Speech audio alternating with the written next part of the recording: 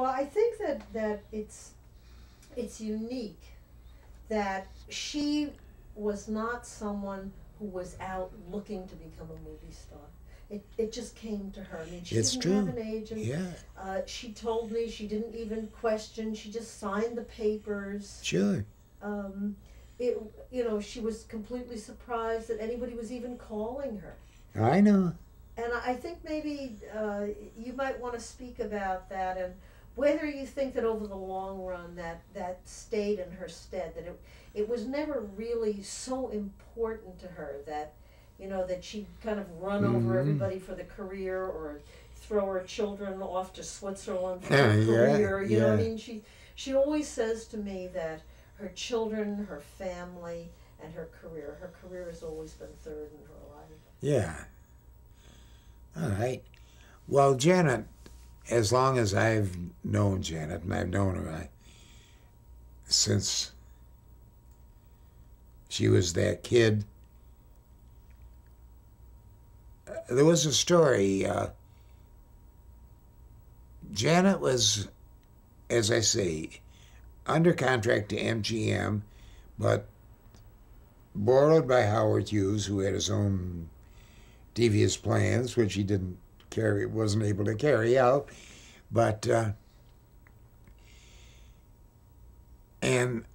Tony Curtis was on tour with Piper Laurie for Universal. They were doing The Prince Who Was a Thief, a tour with that or something.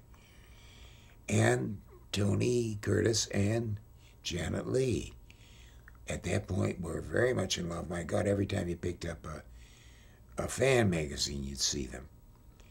And they had decided they wanted to get married. Now, Universal was trying to promote a phony movie romance with Piper Laurie for Tony. MGM didn't think that this guy was classy enough for their girl. And Howard Hughes, as I said, had his own agenda. So Janet and Tony decided as soon as Tony came off tour, they were going to go to Connecticut with just a few friends and get married. But we didn't let the studios know. We didn't let anybody know. But I got a limo. Janet and I went off to Connecticut. Judge that I found through friends who was ready to do it. I went through everything. This was the Saturday before the event. I went through everything except the blood test for Tony. Excuse me. All he had to do when they got there a week later was sign his name a couple of places and take a blood test, which took a couple minutes, and everything else had been done by the old stand-in me the week before. And I remember... Can you just say all he had to do, because your voice was a little... Yeah. You want some water? No. Yeah, it was the airplane outside. There was an airplane. Right, all he had to do, right? Uh-huh. Yeah. Just say all he had to do. All he had to do was sign a couple of papers or take a blood test, which took about 2 minutes. I had done all the rest of it for him the week before. And so anyway, Janet and I had gone there to do this, to work it all out so that he didn't have anything more to do next Saturday when we were actually going to go through with the thing. And after a full day of going through, making every possible arrangement, then Janet and I got in the limo to drive back to New York. And we kept saying, oh, gee, it'll be nice let's go to Danny's Hideaway and have a good dinner and so forth. And on the way, Janet says, oh, I have my friend Elizabeth asked me to go and see your picture. We'll just go and see a couple of minutes of it. So I'm able to say that I did go. And we snuck him back of a screening of a new movie called A Place in the Sun. We stood in back. Well, we couldn't tear ourselves away. And we couldn't get seats by that time. There were the play. We stood through the whole movie. Elizabeth and Monty Clift, and Janet was like oh, what a fan she was. And then we finally did make our dinner at Danny's, but it was after a 2.5-hour stopover to see A Place in the Sun. Do you think that Janet seemed different after she married Tony Curtis? I don't think Janet ever got different. Janet was still very much the same person that she had been.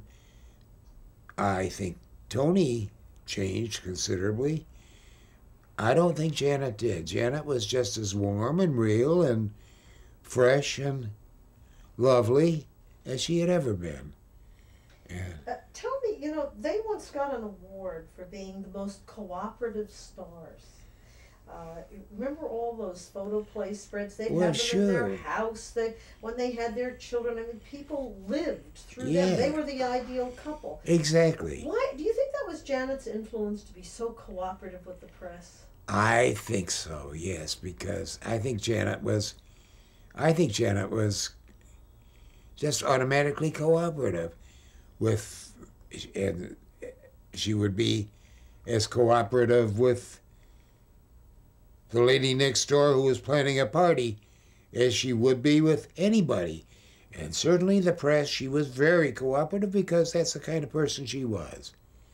And yes, every time you'd pick up a movie magazine, there'd be Janet and Tony on the cover. There'd be a layout on their house inside, but that was all Janet. It wasn't that Janet was desperate for the publicity, nothing like that. She was just a cooperative person. And if they had their job, and she always helped.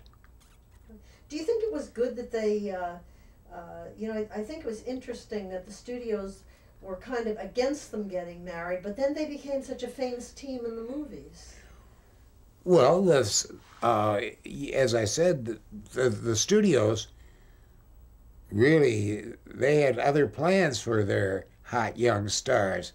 But once they got married and once they were on every magazine cover there was, they were very hot stuff. Obviously, the studios loved them because that gave them an awful lot of attention to their pictures. And they cooperated fully, I know. And they cooperated all the way. And